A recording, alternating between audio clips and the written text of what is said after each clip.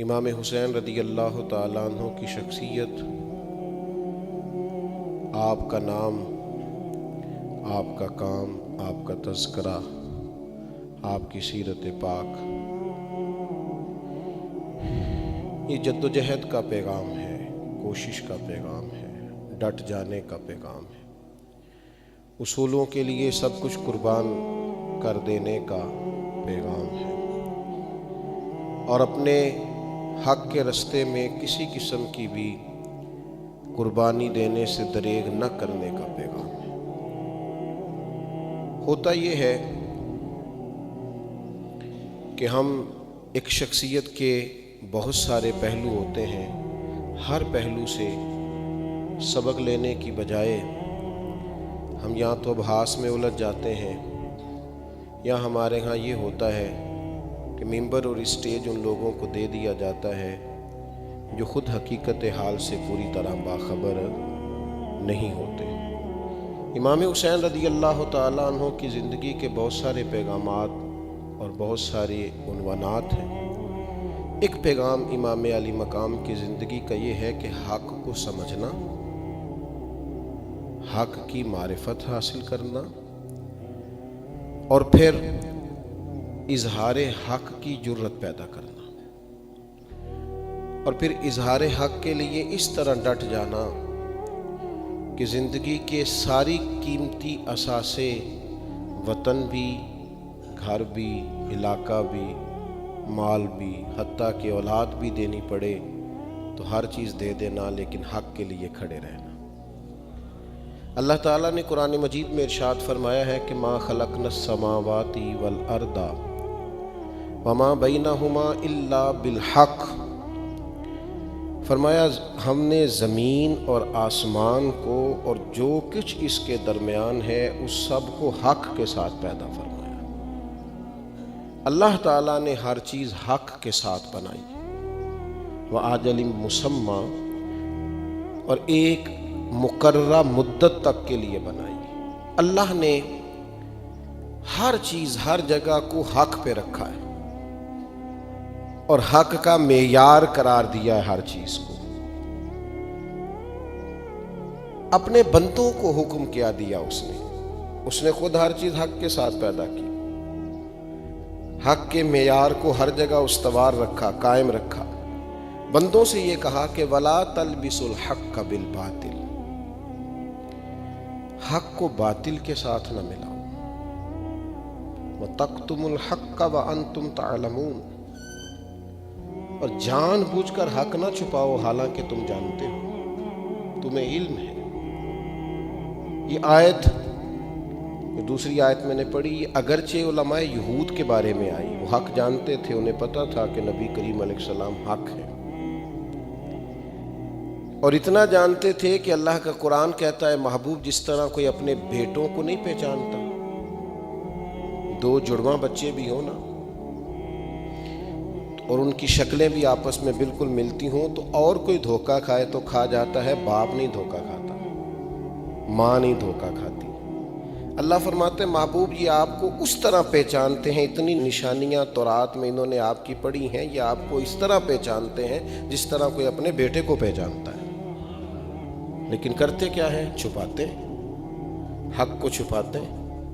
پتہ تھا کہ اللہ کے سچے رسول ہیں تو کبھی تو کہہ دیتے تھے کہ معاذ اللہ اپنے لوگوں کو کہ یہ وہ نہیں ہے جن کی نشانیاں تورات میں موجود ہیں، اور کبھی یہ کہا کرتے تھے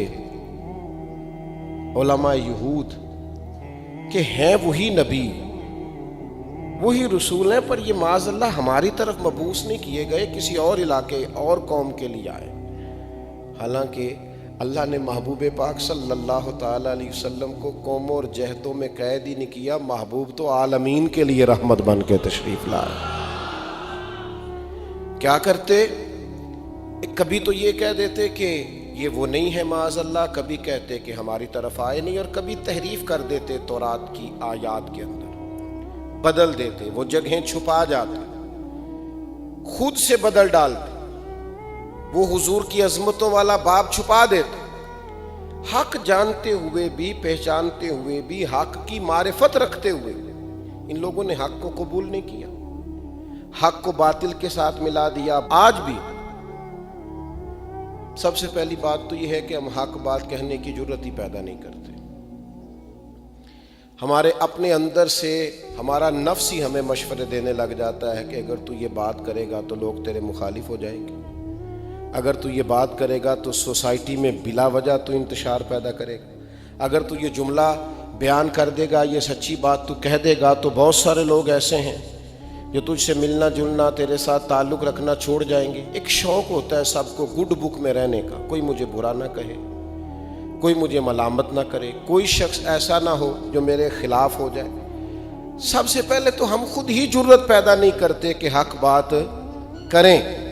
اللہ کے پیارے حبیب علیہ الصلوۃ والسلام نے فرمایا قیامت والے دن اللہ تعالیٰ بندوں سے پوچھے گا فلاں جگہ حق بات کہنی چاہیے تھی اور تم کہہ سکتے تھے اور تم نے کیوں نہ کہی؟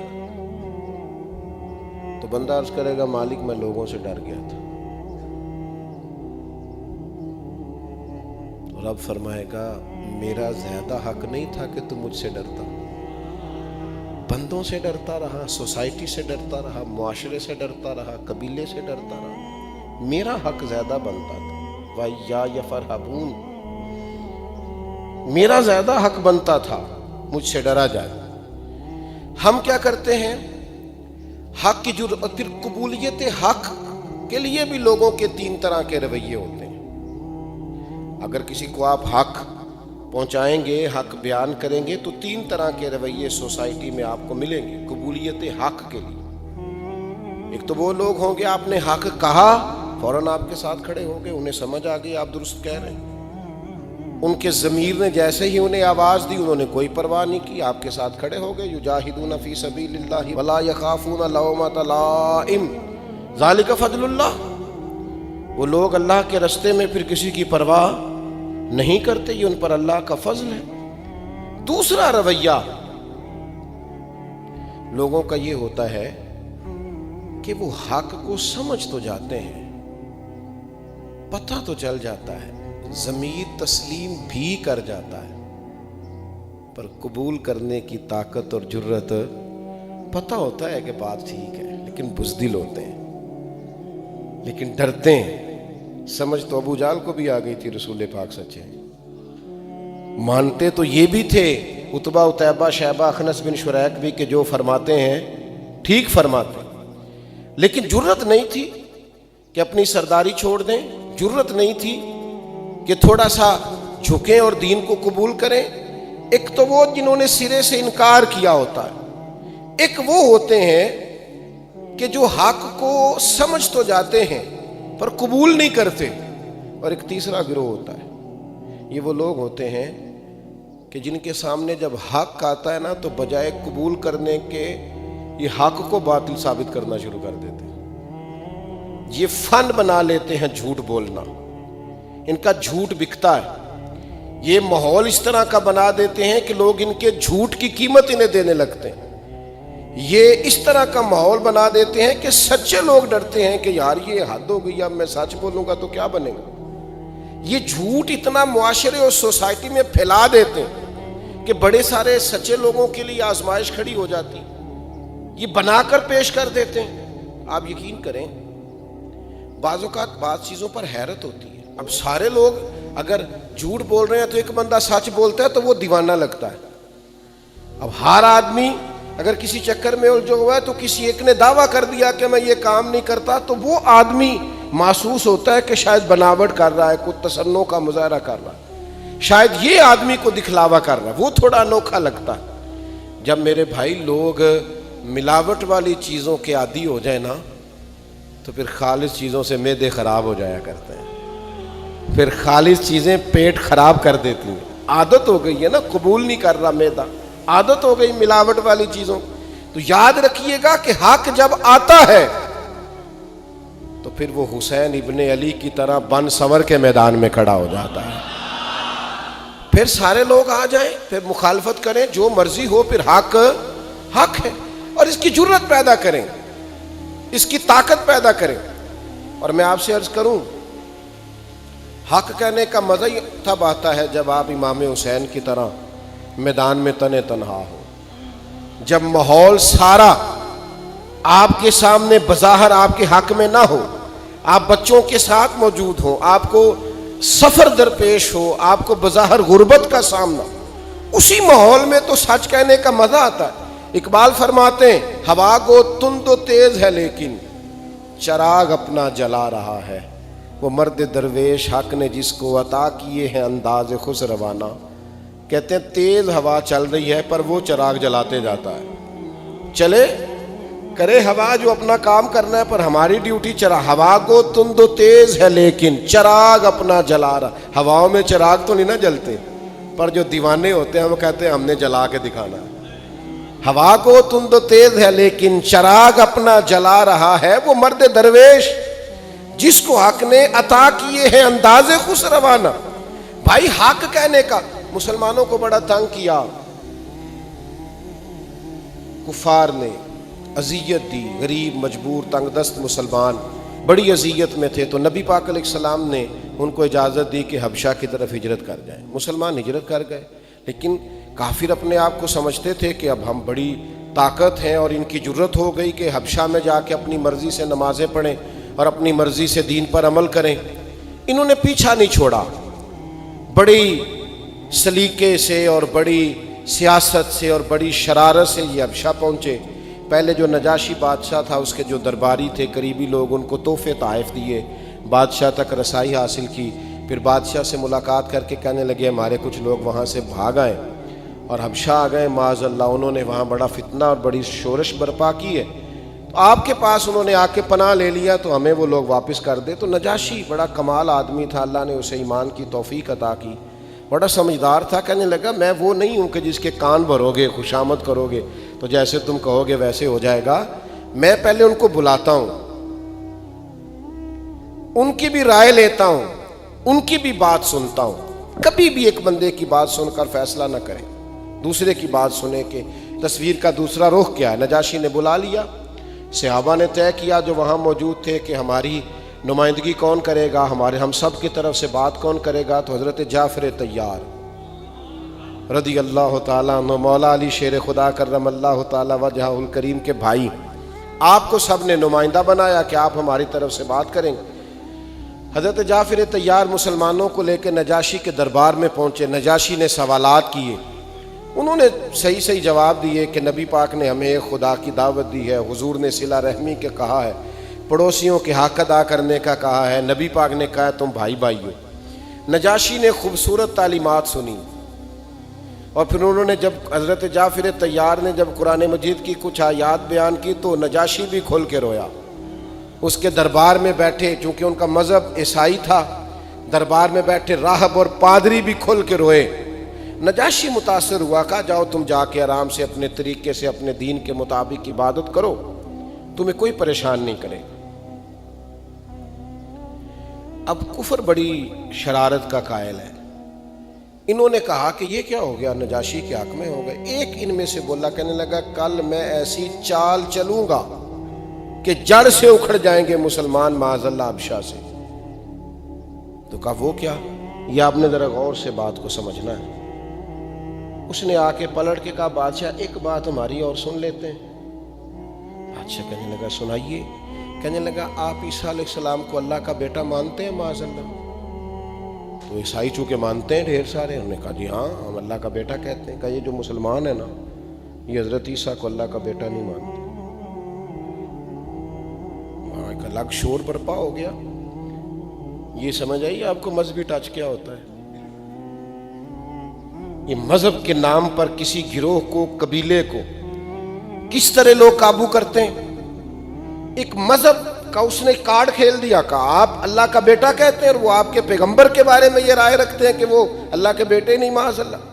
اور یہ بالکل سچا ایک مسلمانوں کا نظریہ ہے، لا الہ الا اللہ کا ہمارا نظریہ ہے، قل هو اللہ احد اللہ الصمد لم یلد ولم یولد ولم یکن لہ کفوا احد۔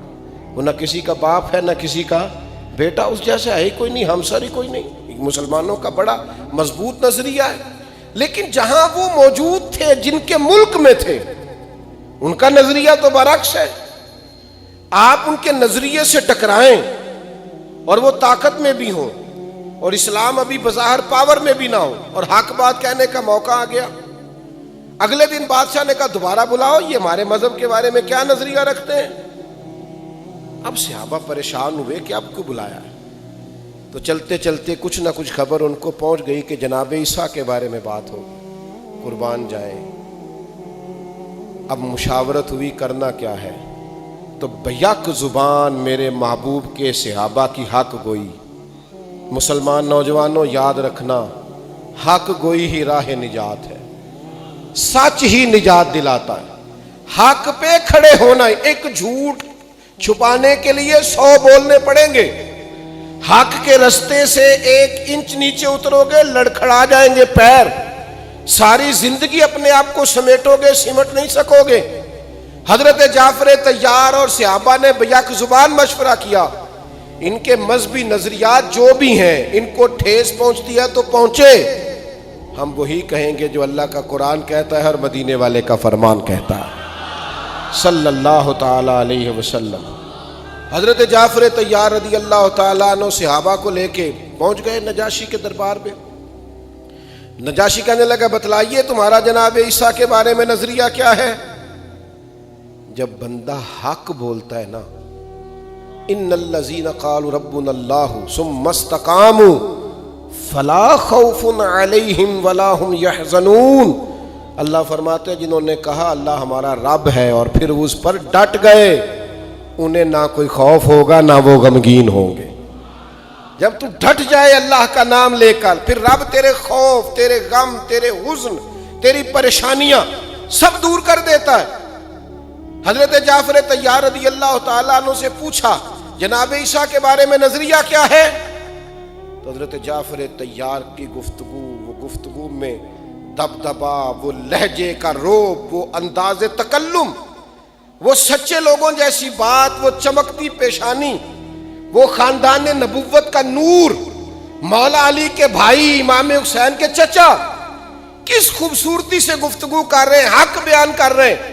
کہنے لگے اے شاہ حبشہ، اے نجاشی، ہمارا وہی نظریہ ہے جو مدینے والے حبیب نے ہمیں دیا ہے، کسی صورت ہم اللہ کے ساتھ شرک نہیں کر سکتے، کفر نہیں کر سکتے۔ حضرت عیسیٰ قطعاً اللہ کے بیٹے نہیں ہیں، وہ اللہ کے بندے اور رسول ہیں جو کواری اور پاک مریم کے بطن سے بغیر باپ کے اللہ کے حکم سے پیدا ہوئے ہیں۔ کیا وہ بات ہوگی جب چاروں جانب عیسائی بیٹھے ہیں، ان کے لوگ بیٹھے ہیں، ان کے پادری بیٹھے ہیں، ملک ان کا، وطن ان کا، علاقہ ان کا، اور اس میں ایک حق کی آواز یوں گونجی کہ سناٹا سا چھا گیا، سکتہ سا چھا گیا، حالات میں ایک عجیب سا مد و جزر اور جوار بھاٹا آ گیا، لوگوں کے دل لرزنے لگے کہ یہ کیا، ہمارے ملک میں بیٹھ کر ہمارے عقیدے کے بارے میں بات۔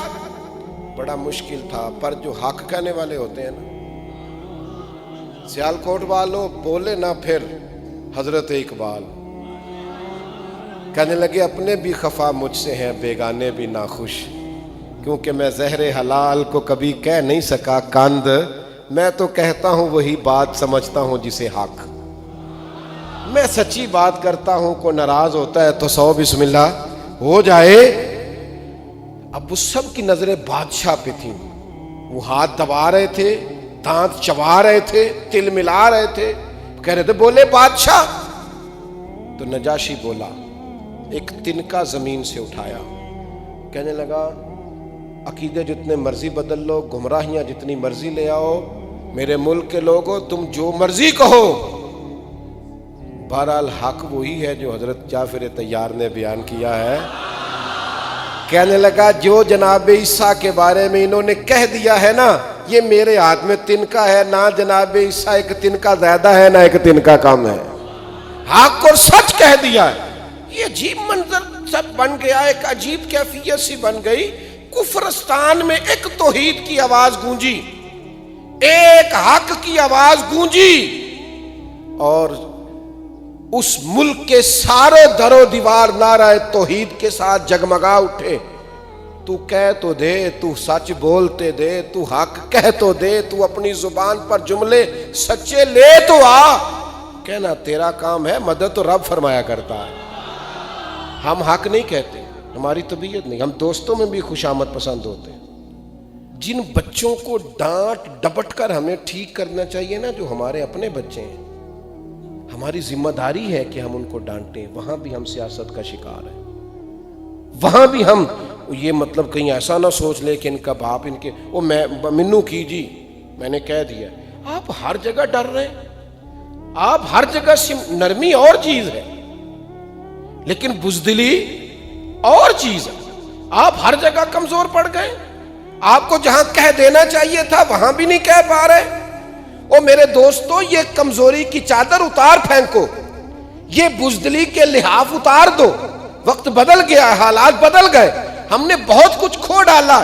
اب اپنی زندگی میں سچائی کا ساتھ دیں، کھڑے ہونا سیکھیں، بات کرنا سیکھیں، جملوں کے اندر آپ تیزی لائیں، آپ کے لفظ طاقتور ہوں. کیوں کمزور پڑتے ہیں؟ اپنے گھر میں، اپنے قبیلے میں، اپنے دوستوں میں سچی بات کریں. یہی ہے نا کہ تھوڑی دیر کے لیے لوگ برا کہیں گے. چھوٹا آدمی ہوں، کوئی دعویٰ نہیں کر سکتا، پر ذمہ داری سے کہتا ہوں، آپ سچ بول دیں لوگوں کے بیچ. آپ کے منہ پہ جو آپ کو برا بھی کہیں گے نا، رات جب تکیے پہ جا کے لیٹیں گے تو اندر سے آواز آئے گی، یار کہتا تو ٹھیک ہی تھا. وہ سچ کی اپنی بھی تو طاقت ہے نا، اس کی اپنی بھی تو قوت ہے نا. امام حسین کا یہ پیغام سمجھو، سچ کہنا سیکھو، سچ بولنا سیکھو، سچی بات کرنا سیکھو. حضرت ابوذر غفاری، نبی پاک علیہ السلام نے فرمایا زمین کے اوپر، یہ بخاری میں موجود ہے، فرمایا زمین کے اوپر اور آسمان کے نیچے حق بات کہنے والا، سچ بولنے والا میرے ابوذر غفاری سے بڑا کوئی نہیں. اس سے بڑا حق سچ والا کوئی نہیں. حضرت ابوذر غفاری رضی اللہ تعالی نے کلمہ پڑھا، اور بالکل اس وقت پڑھا جب مسلمان دار ارقم میں ہوتے تھے. اللہ کے حبیب علیہ السلام نے ان سے فرمایا کہ ابوذر حالات ٹھیک نہیں ہیں، ابھی اپنے کلمے کا اظہار نہ کرنا. تو حضرت ابوذر غفاری کہنے لگے یا رسول اللہ، ابھی تو آپ نے فرمایا کسی ملامت کرنے والے کی پرواہ نہیں کرنی. حضور میں نہ ان مشرکوں کے بیچ جا کے اپنے رب کی توحید کا اعلان کروں، ان کافروں کے بیچ کھڑے ہو کے میں کہوں گا کہ لا الہ الا اللہ، لا الہ الا اللہ، لا الہ الا اللہ. ان کے بیچ کھڑے ہو کے میں کہوں گا اللہ کے سوا کوئی عبادت کے لائق. میں کہوں گا، کر لے جو کرنا ہے. مجمع کفر کا، کثرت کافروں کی حالات یہ ہیں کہ مسلمان ایک گھر میں چھپ کر بظاہر دین سکھا رہے ہیں. جناب ابوذر غفاری میدان میں آ گئے. یہ حق کے رستے میں جو زخم لگتے ہیں نا، ان زخموں کی لذت بڑی بہترین ہوتی ہے. یہ ایک خاص ذائقہ ہے. زخموں کا بھی مزہ ہوتا ہے، پتہ ہے آپ کو؟ کبھی زخم ٹھیک ہونے پہ آئے تو اسے چھیڑ کے دیکھو، اس میں بھی ایک لذت ہوتی ہے. زخموں میں ایک مزہ ہوتا ہے. اور یہ جو زخم حق کے رستے پہ لگتے ہیں نا، حق کے رستے پہ، ان زخموں میں لذت ہے، ذائقہ ہے. یہ جو تانے حق کی راہ میں آپ کو ملتے ہیں نا، یہ آپ کی نیند ضائع نہیں کرتے، یہ آپ کی نیند کو بہتر کرتے ہیں. تسلی اور سکون کی نیند آتی. ہم نے جتنے تانے سہے ذات کے لیے سہے، کاروبار کے لیے سہے، حق کے رستے میں جو تانے لگتے ہیں ان کا تو مزہ ہی بڑا ہے. جفا جو عشق میں ہوتی ہے وہ جفا ہی نہیں، اقبال کہتے ہیں جفا جو عشق میں ہوتی ہے وہ جفا ہی نہیں. اور گر ستم نہ ہو تو محبت میں کچھ مزہ ہی نہیں. بے ذائقہ ہے محبت اگر اس میں ستم نہیں ہے. آپ سیدھے سیدھے جا رہے ہیں تو آپ کے ڈرائیور ہونے کا پتہ کیسے چلے گا؟ یہ تو 4 کھڈے آئیں گے تو پتہ چلے گا گاڑی چلانی آتی ہے کہ نہیں. یہ تو میرے بھائی کہیں رش ملے گا تو اندازہ ہوگا کہ آپ کو رش سے نکلنا آتا ہے کہ نہیں. حضرت ابوذر غفاری رضی اللہ تعالیٰ عنہ بیچ کھڑے ہو کے مشرک اور کافروں کے کہنے لگے لا الہ الا اللہ، لا الہ محمد رسول اللہ صلی اللہ علیہ وسلم. انہوں نے وہی کیا جنہوں نے کرنا تھا. انہوں نے پکڑ کے مارا، بڑا شدید مارا. حضرت عباس رضی اللہ تعالیٰ عنہ جناب نبی رحمت صلی اللہ علیہ وسلم کے چچا جان، ابھی انہوں نے اپنے کلمے کا اعلان نہیں کیا تھا. وہ آئے جناب ابوذر غفاری کے اوپر لیٹ گئے، کہنے لگے پاگل ہو گئے ہو؟ تم جب ملک شام کی طرف تجارت کرنے جاتے ہو تو بنو غفار قبیلے سے گزر کے جاتے ہو، اور یہ بنو غفار قبیلے کا آدمی ہے. اس طرح زد و کوب کرو گے تو اپنی تجارت تباہ کر بیٹھو گے. شرم کرو. انہوں نے جناب ابو ذر کو چھوڑ دیا، کہا کل نہ آنا اور ماریں گے، آج کے بعد بات نہ کرنا۔ پر میں نے کہا زخموں کا بھی مزہ ہوتا ہے، ان کی بھی لذت ہوتی ہے، کیا کریں، اس رستے کا بھی بڑا ذائقہ ہے۔ زخم پہ زخم کھا کے جی اور خون جگر کے گھونٹ پی، اور پھر آہ نہ کر لبوں کو سی، پھر آہ نہ کر لبوں کو سی، کیوں؟ یہ عشق ہے کو دل لگی نہیں۔ حضرت ابو ذر غفاری رضی اللہ تعالیٰ عنہ نے رات بڑی مشکل سے گزاری۔ وہ ٹائم آیا عصر کے قریب کا ٹائم، جب کافر ٹولیاں بنا کے بیٹھتے تھے، پھر آ گئے اور آ کے پھر کہنے لگے لا الہ الا اللہ، لا الہ الا اللہ، لا الہ الا اللہ۔ انہوں نے پھر مارنا شروع کیا، زور زور سے مار رہے ہیں، اور جناب ابو ذر غفاری کہہ رہے ہیں لا الہ الا اللہ۔ مار کھائی راہ خدا میں، پر حق حق ہوتا ہے، اس کا اپنا ذائقہ ہے، سچائی کی ایک لذت ہے۔ اور میری ملت کے نوجوانوں، خبردار یار، جھوٹ کے سہارے اور جھوٹی عزت کے سہارے زندگیاں بیکار ہو جاتی۔ یہ دیکھو سچے لوگ، انہوں نے پھر مارا، حضرت عباس پھر آئے، انہوں نے پھر چھڑایا۔ نبی کریم کو پتہ چلا نا بار بار مار کھاتے ہیں، تو حضور فرمانے لگے آسمان کے نیچے اور زمین کے اوپر اس سے زیادہ حق کہنے والا بندہ کوئی نہیں، جو حق کہتا ہے اور مار کھاتا ہے، حق کہتا ہے اور مار کھاتا ہے۔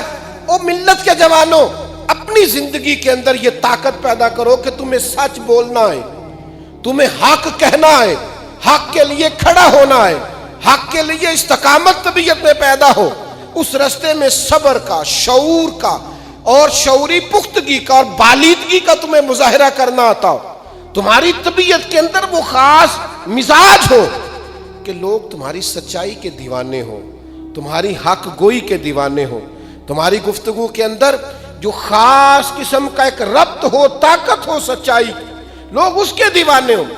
نہیں کہتے مسلمان حق، گفتگو کرنی ہے تو وہ اس طرح کی کرنی ہے کہ یہ بھی راضی رہے اور وہ بھی راضی رہے، بات کرنی ہے تو اس طرح کی کرنی ہے کہ بیچ کی کرنی ہے، جس سے کہیں کوئی ہمارا ذاتی نقصان نہ ہو جائے۔ آپ یقین کریں، وہ میں کبھی چھوٹے موٹے جھگڑوں میں کسی بڑے آدمی کو، کسی سرپنچ صاحب کو یا کسی مالدار آدمی کو فیصلہ کرتے ہوئے دیکھتا ہوں نا، تو میں کہتا ہوں یار آپ کے یہ کوئی فیصلہ ہے؟ اس میں تو جھول ہے، یہ بھی تھوڑا ٹھیک ہو جائے، تھوڑا یہ بھی ٹھیک ہو جائے۔ آپ جھوٹے کو جھوٹا کہیں اور سچے کو سچا کہیں، آپ دو ٹوک بات کریں، آپ دو ٹوک ہو جائیں، سیدھی سی بات ہے۔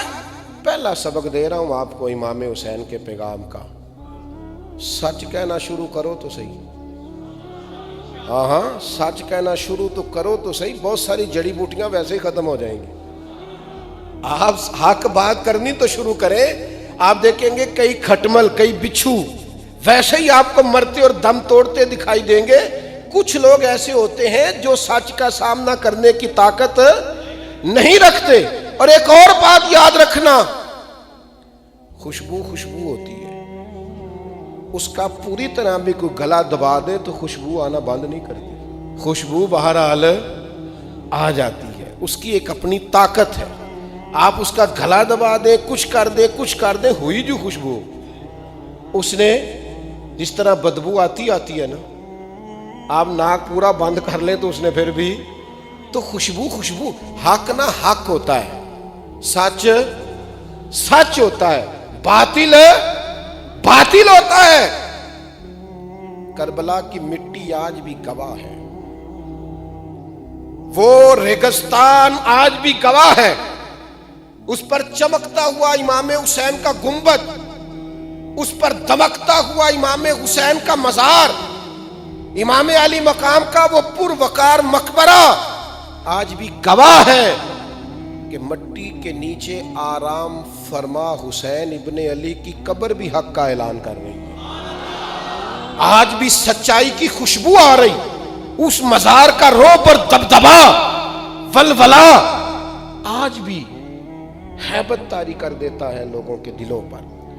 آپ شیر سویا بھی ہو تو پھر بھی لوگوں کو ڈر آتا ہے۔ شیر جو ہوتا ہے، نہیں سمجھ آئی آپ، شیر کبھی آپ نے دیکھا ہے کہ شیر سویا ہوا ہو تو بندہ دوڑ کے اس کے قریب سے گزر جائے؟ وہ شیر جو ہوا اس سے ڈر آتا ہے، بے شک سویا ہوا ہو، وہ شیر ہے۔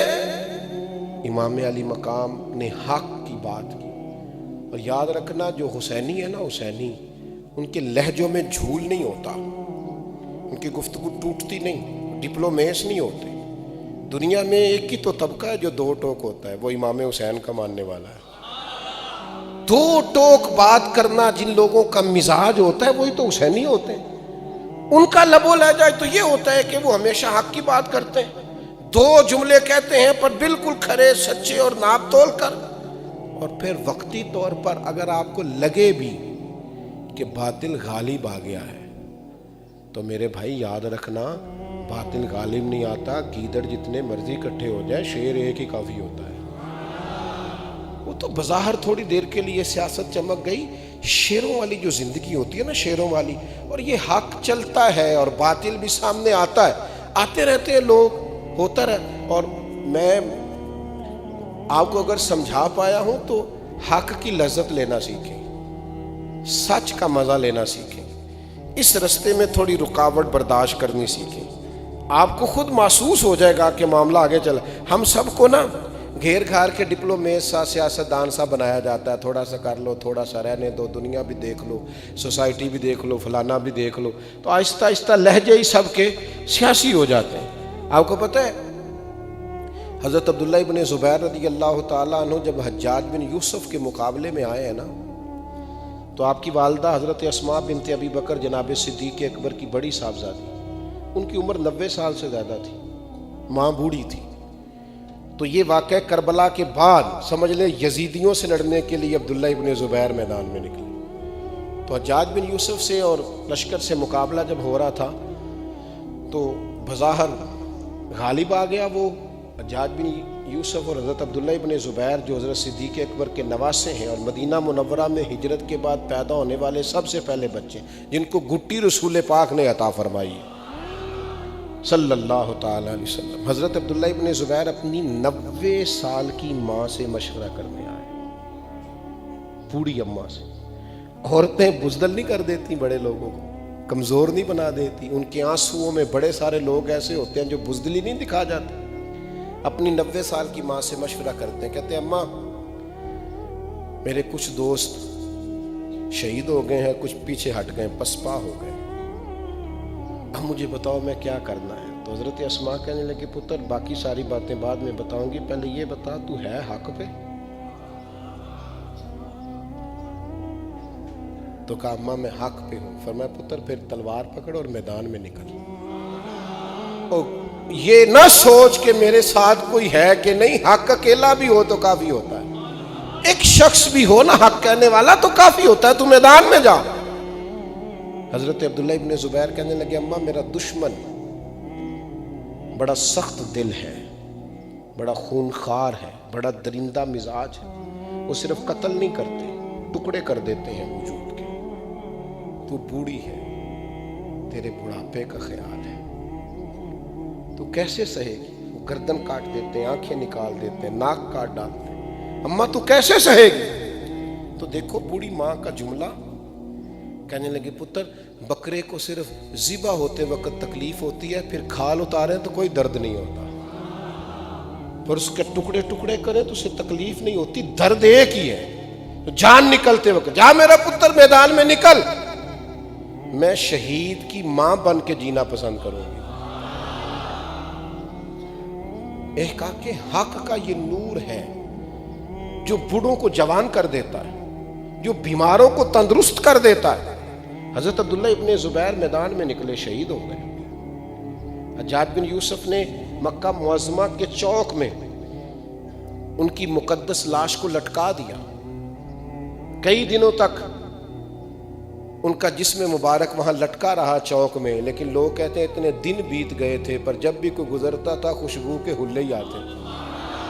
گٹی رسول کریم صلی اللہ علیہ وسلم نے عطا کی ہے نا۔ تو آپ کی والدہ کو بلایا حجاج نے، اس نے کہا دیکھا میں نے تیرے بیٹے کو کہاں لٹکایا ہوا ہے، تو کیا جملہ ہے اور کیا اس 90 سال کی اس دلیر ماں کا انداز فکر ہے، سوچنے کا انداز ہے۔ کہنے لگی میرے پتر کو نہ شروع سے ہی گھوڑ سواری کا بڑا شوق ہے، زمین پہ پیر رکھنے پسند ہی نہیں کرتا تھا، دیکھو جانے کے بعد بھی سوار ہی نظر آ رہا ہے۔ یہ گھوڑ سواری کا شوقین تھا شروع سے ہی طبیعت، یہ زمین پہ پیر رکھتا ہی نہیں تھا. شہادت کے بعد بھی دیکھو سوار ہی سوار نظر آ رہا ہے. حجاج ماں کا جواب سن کے اس طرح کا لہجہ ہو گیا کہ جنگوں میں کبھی اس کا چہرہ اتنا نہیں اترا تھا جتنا حضرت اسماء کی بات سن کے اتر گیا.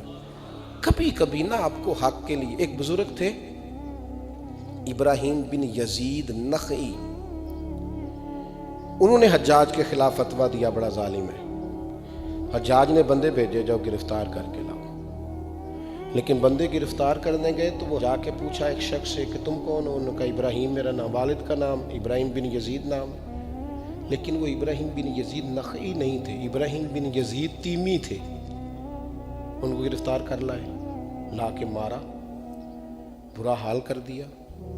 ان کی والدہ کو پتہ چلا تو وہ آئیں, آ کے کہا بیٹا یہ تو نے کوئی جرم کیا ہے. کہا اماں جو ہمارے محدث نہیں بہت بڑے, شیخ نہیں, ولی نہیں, درویش نہیں, عالم نہیں, ابراہیم بن یزید نخعی, ان کو گرفتار کرنے آئے تھے, مجھے وہ سمجھ کے لے آئے. اور اس طرح حالت ہو گئی کہ ماں نے جب پہلی دفعہ جیل میں بیٹا دیکھا تو پہچان نہیں سکی. تو کہا بیٹا تم نے پھر بتایا نہیں کہ تم وہ نہیں ہو؟ تو کہنے لگے اماں میرا وجود زیادہ قیمتی نہیں, اس ولی کا وجود زیادہ قیمتی ہے. میں نے اس کے حصے کی مار سینے پہ صحیح ہے, میرا رب اجر دینے والا ہے. لیکن ان کا قلم چلتا ہے, وہ گفتگو کرتے ہیں, لوگوں کے دلوں کو دھو ڈالتے ہیں. وہ سوسائٹی میں رہیں گے تو سوسائٹی کی نبض ٹھیک چلے گی, ماحول درست رہے گا. ان کی قلم سے, ان کی زبان سے معاشرہ سنورتا رہے گا. مجھے نخعی کے حصے کی مار کھانے دے, تو بتا تو کیا کہتی ہے. تو اماں کہنے لگی پتر پہلے تو میرا بیٹا تھا, اب تم میرے لیے تو باعث فخر بن گیا. تم نے ظلم سہا ہے, حق کے ساتھ تو کھڑا ہو گیا ہے, اور حق کہنے والے ایک عالم کے حصے کی تو نے مار کھائی ہے. اتنی زد و کوب کیا کہ جیل میں آپ کا انتقال ہو گیا. حجاج بن یوسف کلمہ تو پڑھتا ہی تھا نا, بظاہر تو مسلمان ہی کہلاتا تھا نا. رات کو اس نے خواب دیکھی کہ آج کسی جنتی کا انتقال ہوا. کہنے لگا تلاش کرو, ڈھونڈو کون گیا ہے. سارا ڈھونڈنے کے بعد انہوں نے کہا جیل میں وہ جس کو تیرے سپاہیوں نے مارا ہے وہی گیا ہے, اس کے علاوہ تو کسی کا انتقال نہیں ہوا. شرم سے پانی پانی ہو گیا کہ میں جس کے بارے میں یہ رویہ رکھتا تھا رب نے اسے کیا اعزاز عطا فرمایا.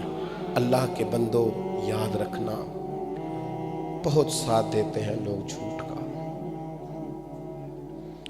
بہت سپورٹ کرتے ہیں ناحق چیزوں کو. ہم نے دیکھا ہے صرف پیسے کی وجہ سے, صرف اقتدار کے حصول کے لیے, صرف تھوڑی سی تعریف سننے کے لیے لوگ جھوٹ کا ساتھ دیتے ہیں, ناحق چیزوں کا ساتھ دیتے ہیں. میں نے اپنی زندگی میں یہ تجربہ کیا ہے کہ لوگوں کو نفس کی خواہش کے مطابق جو چیز ملتی ہے اسے بڑی جلدی قبول کرتے. خدا را سچ کہنا شروع کریں, حق کہنا شروع کریں. جھوٹ اتنی تیزی سے پھیلتا ہے, فریب اتنی تیزی سے پھیلتا ہے, وجہ یہ ہوتی ہے حق کہنے والے کمزور پڑ جاتے ہیں. کمزور نہ پڑیں, جد و جہد کریں, حق کہنا سیکھیں, حق قبول کرنا سیکھیں, حق کے ساتھ کھڑا ہونا سیکھیں, فروغ حق سیکھیں, حق والوں کی جماعت میں رہنا سیکھیں. اللہ تعالی ہماری حاضری کو قبول فرمائے. وما علینا الا البلاغ المبین.